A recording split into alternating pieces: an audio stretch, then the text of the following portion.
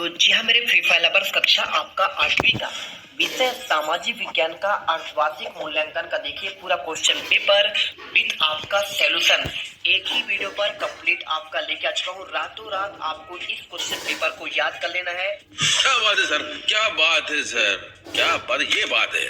Definitely आपके कल के एग्जाम में यही क्वेश्चन पेपर आपको देखने को मिलेगा, क्योंकि देखिए आज आपने संस्कृत के पेपर में बिल्कुल गर्दा उड़ा दिया है। अब चलते हैं पूरे आपको 60 में से 60 नंबर दिलाने के लिए। यहाँ पे सामाजिक विज्ञान का पेपर आप इसे खोलकर भी जाना, ठीक है। आज आज अभी अभी ये रहा नहीं जाता, तड़प ही ऐसी है ना। नहीं, सुके। देखिए सबसे पहले आपको जिसमें आता है आपका बहुविकल्पी क्वेश्चन आता है, ध्यान से देखना। इसमें सही विकल्प चुनकर आपको प्रत्येक का उत्तर करना है। एक अंक क्वेश्चन है। पहला क्वेश्चन दिया है, झूम खेती में बीज बोने के तरीके को क्या कहा जाता है? गड़ाना, छितराना, बिखेरना, सील ड्रिल या फिर देखिए आपका बुवाई करना। सिंपल सा है, आपका आंसर बी नंबर छितराना और बिखेरना होगा। इन सभी क्वेश्चन के आंसर आपको मैं लिखित लास्ट में दिखा दूंगा, पहले आप क्वेश्चन पढ़ लीजिएगा। क्वेश्चन नंबर देखिए आपका दूसरा, उद्यान कृषि का आपका अर्थ है गेहूं, आदिम कृषि, फलों और सब्जियों को उगाना या फिर देखिए आपका सोयाबीन उगाना। तो देखिए सिंपल सा आपका आंसर है इसमें फलों और सब्जियों का उगाना। तीसरा क्वेश्चन, चावल का प्रमुख उत्पादक देश कौन सा है? भारत है, चीन है, कोलंबिया या फिर देखिए आपका अमेरिका। सिंपल सा क्वेश्चन आपका इसमें पूछा गया है। आपका इसका आंसर देखिए, चावल सबसे ज्यादा आपका जो होता है चीन में होता है, इसके बाद आपका भारत में होता है, ठीक है। गेहूं की बात करें तो चीन आपका पहला स्थान है, दूसरा आपका अमेरिका है, तीसरा आपका भारत है, ठीक है। हमारे देश की किन नदियों के उपजाऊ मैदान घने हुए बसे हुए हैं? तो ब्यास और सतलज, गंगा और ब्रह्मपुत्र, नर्मदा और ताप्ती, गंगा और यमुना। तो देखिए सिंपल सा आपको आंसर करना है, चौथे का आंसर हो जाएगा गंगा और ब्रह्मपुत्र हो जाएगा, ठीक है। पांचवा, लोग सदैव पर्वतों पठारों तुलना में मैदानी भागों में अधिक रहना पसंद करते हैं। इसका देखिए कारण क्या है? यह क्षेत्र क्या आपका देखिए इसमें विनिर्माण के लिए उपयुक्त होता है, खेती और विनिर्माण के लिए यानी उद्योग धंधे के लिए। और यह क्षेत्र अत्यधिक गर्म होते हैं क्या, या फिर यह क्षेत्र विरल जनसंख्या वाले होते हैं और यह क्षेत्र प्राकृतिक सुंदरता से भरपूर होता है। तो देखिए जहाँ पे आपका गंगा यमुना जैसे आपका नदियां हो गए, नर्मदा हो गए, ये जैसे आपकी नदी रहे, चाहे ताप्ती नदी हो, तो यहाँ पर क्या होते हैं भाई साहब, यहाँ खेती भी अच्छी होती है और यहाँ पे विनिर्माण उद्योग धंधे भी अच्छे आप खोल सकते हैं। तो आपका ए नंबर इसमें करेक्ट होगा, ठीक है। आप इसे कर लो, देख लो। चलो आपको सभी के लिखित आंसर आपको दिखा देता हूँ। देखो तो आपको क्वेश्चन पहले का आंसर देखिए छितराना था या फिर आपका बिखेरना, दूसरे का आंसर फलों और सब्जियां, तीसरे का आंसर चीन, चौथे का आंसर गंगा और ब्रह्मपुत्र, पांचवे का आंसर हो जाएगा यह खेती और विनिर्माण के लिए आपका देखिए क्या होता है, उपयुक्त होता है। इसके बाद चलते हैं, आपका अगला क्वेश्चन दिखाते हैं। देखो आपका जो क्वेश्चन पूछा गया है स्थान में 6 से आपके 10 तक क्वेश्चन है। सन 1791 में बनारस में डैश डैश कॉलेज की स्थापना हुई थी, तो आपका ये हो जाएगा हिंदू कॉलेज। और राष्ट्रीय उद्यान एक डैश डैश क्षेत्र है, तो आपको इसका बताना है, ठीक है। क्या है? तो आप लोगों को लाइक कर देना है, प्लीज़ इस वीडियो को लाइक करना। ये 100% रियल पेपर है, आपको इसको लाइक करना पड़ेगा, ठीक है। और ये एकदम आप रोला जमा दोगे, ये पेपर एकदम अच्छा है, इसको याद करके जाना, यही पूरा 100% आने वाला है, ठीक है। तो इसको पूरा देख लिया। पर्यावरण संरक्षण क्षेत्र कहलाता है। रोपण कृषि क्या है ना, और संयुक्त राज्य अमेरिका किसान किस तरह का काम करता है? तो आपका देखिए आपको इसमें जो है व्यवसायिक की तरह काम करता है। धातु को उसके अयस्कों द्वारा गलनांक बिंदु से अधिक तपाकर निष्कर्षित किया जाता है। इस प्रक्रिया को डैश डैश कहते हैं, आपका हो जाएगा प्रगलन, ठीक है। तो आपको इसका सभी क्वेश्चन के आपको आंसर पॉइंट आपको कर दिया हो, ठीक है। चलते हैं क्वेश्चन नंबर आपके 11वीं का आंसर। पहले इनका सबका लिखित आंसर एक बार देख लीजिए। देखिए तो छठे का आंसर आपका ये हो गया हिंदू कॉलेज, सातवें का वन्य जीव और पर्यावरण संरक्षण क्षेत्र, आठवें का व्यवसाय, 9 का व्यवसायी और 10वें का आपका हो जाएगा प्रगलन, ठीक है। तो इनके आंसर कर लो। अब चलते हैं क्वेश्चन 11 से लेकर आपके 16 तक के आंसर देखते हैं। पहले क्वेश्चन देख लेते हैं। क्वेश्चन 11 से लेकर आपका 16 तक क्वेश्चन देखिए क्या दिया गया इसमें दिया है, नीचे दिए गए प्रश्नों को उत्तर एक शब्द फिर एक वाक्य में लिखिए। मुख्य क्या है आपका पूछा गया है ना। 7वें 12वां क्वेश्चन, शांति निकेतन तथा संस्था किसने और कब आपका शुरू की, ये क्वेश्चन पूछा है। संसाधन की देखिए परिभाषा पूछा गया है, सिंपल सा आपको इसे यहाँ पे हल करना है। और मानव निर्मित 5 संसाधनों के नाम बताने हैं। और भारत में कानून बनाना, बजट पारित करना किसका कार्य है, आपको ये बताना है। 16वां क्वेश्चन पूछा गया, सरकार के अंग कौन कौन से कानून को लागू करने के लिए किस किस अंग के द्वारा आपको यहाँ पे किया जाता है। चलिए आपको एक एक करके इनका आंसर प्रोवाइड करते हैं। देखिए तो आपको जो है यहाँ पे आंसर करना है। महुआ आपका क्या है, देखिए तो महुआ आपका जो है एक कटिबंधीय वृक्ष है जिसमें फूल और बीज का उपयोग खाने, तेल निकालने और शराब बनाने के लिए किया जाता है।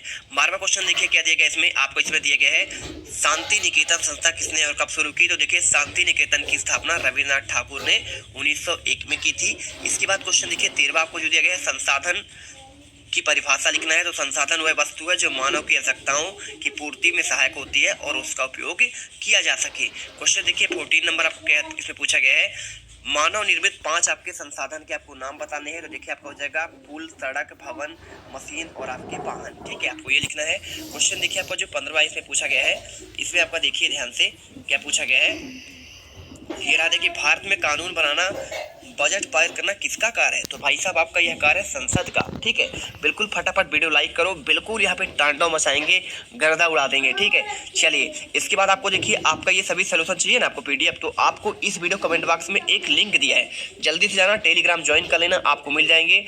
सरकार के अंग कौन कौन से हैं, कानून की लागू करने के आपके अंग द्वारा पारित किए जाते हैं। सरकार के 3 अंग होते हैं, विधायिका, कार्यपालिका और आपका न्यायपालिका। ठीक है, तो आपको इसको आंसर करना है। इसके बाद देखिए आपका क्वेश्चन 17वां आता है, इसमें देखिए 1782 में जेम्स रेलने ने भारत का पहला मानचित्र क्यों तैयार करवाया। तो जेम्स रेलने ने देखिए 1782 में भारत का पहला मानचित्र तैयार करा ताकि अंग्रेजों को भारत के भूगोल और व्यापार प्रांतिक क्षेत्रों का सटीक आपका जानकारी मिल सके। इसके बाद देखिए आपका जो इसमें क्या दिया गया है, आपका इसमें क्या दिया गया है, देखिए भाई साहब आपका यहाँ पे पहले क्वेश्चन देख लेते हैं। ठीक है, क्वेश्चन आप देखेंगे इसमें ध्यान से, पहले देखते हैं एक बार।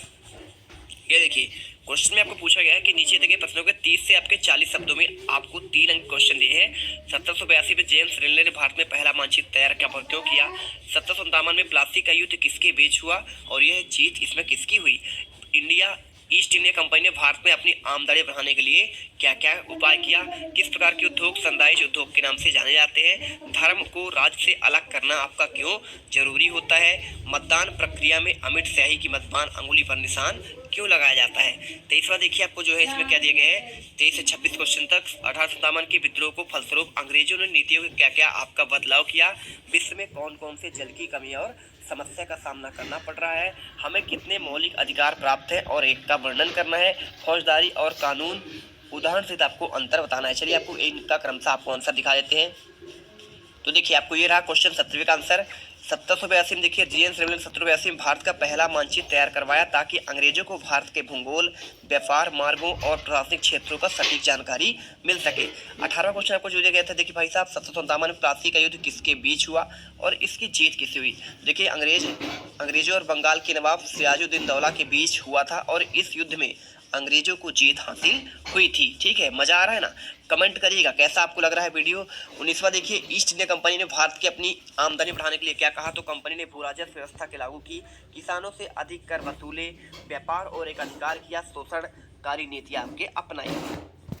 इसके बाद देखिए क्या दिया गया, विश्वा किस प्रकार के उद्योग सनराइज उद्योग के नाम से जाने जाते हैं। तो देखिए आईटी, सॉफ्टवेयर, बायोटेक्नोलॉजी, ऊर्जा जैसे उभरते उद्योग सनराइज उद्योग के नाम से जाने जाते हैं। ठीक है, इसके बाद देखिए आपका 21वां आता है, धर्म को राज्य से अलग रखना है आपका क्यों जरूरी होता है, आवश्यक है ताकि धर्मों को देखिए आपका पे देखिए तो यह आवश्यकता होता है ताकि सभी धर्मों को समानता मिल सके, है ना, समान भाव देखा जाए और उनमें भेदभाव से बचा जा सके, समाज में शांति बनाई रखी जा सके। इसके बाद देखिए 22वां मतदान प्रक्रिया में अमिट शाही का मतदान की अंगुली पर निशान क्यों लगाया जाता है। यह निशान इसलिए लगाया जाता है ताकि कोई व्यक्ति दोबारा मतदान न कर सके, क्योंकि अगर स्याही नहीं लगाएंगे तो दोबारा फिर पहुंच जाएगा मतदान देने। अब देखते हैं आपका दीर्घोत्तरी क्वेश्चन के आंसर। तो देखिए 1857 विद्रोह के फलस्वरूप अंग्रेजों में नीतियों में क्या क्या बदलाव हुए। तो भैया आपका देखिए पहला आपको कंपनी शासन को समाप्त कर ब्रिटिश सरकार में सीधा आपका प्रशासन संभाला। दूसरा भारतीय सैनिकों की संख्या घटाई, अंग्रेजी सैनिकों की आपका संख्या बढ़ा दी। भारतीय राजाओं में देखिए वफादारी के बदले राज्य की सुरक्षा का आश्वासन दिया। चौथा देखिए भूमि और संपत्ति में संशोधन भी किया। धर्म और संस्कृति संबंधित मामलों में हस्तक्षेप को आपका बंद किया गया। अब इसके बाद देखिए आपका जो है 24वां, विश्व में कौन कौन सा प्रदेश जल की कमी से यहाँ पे देखिए आपका समस्या का सामना कर पड़ रहे हैं। तो देखिए जल की समस्या आपका प्रमुख समस्या है पश्चिम एशिया, दक्षिण एशिया, ऑस्ट्रेलिया कुछ हिस्से, इसके अलावा अमेरिका के कैलिफोर्निया, ब्राजील और साओ paulo में आपका जल संकट देखा गया है। 25वां देखिए क्या दिया गया है, हमें कितने मौलिक अधिकार दिए गए हैं, किसी एक मौलिक अधिकार का वर्णन कीजिए। तो देखिए 6 हमको मौलिक अधिकार दिए हैं। समानता का अधिकार हो गया, स्वतंत्रता का अधिकार हो गया, शोषण के विरुद्ध अधिकार, धर्म की स्वतंत्रता का अधिकार, सांस्कृतिक और शैक्षिक अधिकार, संवैधानिक आपका उपचार का अधिकार। देखिए पहले आपको यहाँ पे समानता का अधिकार के बारे में आपको लिखना है, धर्म, जाति और लिंग, भाषा, जन्मस्थान के आधार पर समानता प्रदान किया जा सके, इसमें आपका भेदभाव नहीं किया जा सकता। 26वां देखिए फौजदारी और दीवानी कानून में उदाहरण सहित आपको अंतर स्पष्ट करना है। देखिए तो फौजदारी कानून क्या है, देखिए भाई साहब यह कानून अपराधों और दंड संबंधित उदाहरण जैसे आपका हत्या और चोरी। दीवानी कानून क्या है, देखिए आपका यहाँ पे है, यह कानून संपत्ति अनुबंध व्यक्तिगत जल अधिकारों का संबंधित है, उदाहरण संपत्ति विवाद, अनुबंध और उल्लंघन हो गया। अब देखिए इनमें आपको अंतर कैसे करना है, फौजदारी मामलों में सजा दी जाती है जबकि दीवानी में आपका मुआवजा दिया जाता है। फौजदारी में देखिए इसमें राज बनाम व्यक्ति होते हैं, जबकि दीवानी में का व्यक्ति बनाम व्यक्ति होते हैं। सिंपल सा आपका आंसर। तो इस प्रकार देखिए हमने पूरे क्वेश्चन के आंसर यहाँ पे आपको प्रोवाइड करा दिया है। तो ये जो है हमने यहाँ पे प्रोवाइड करा दिया है। फटाफट वीडियो को लाइक करो और बढ़ते हैं आपके नेक्स्ट वीडियो।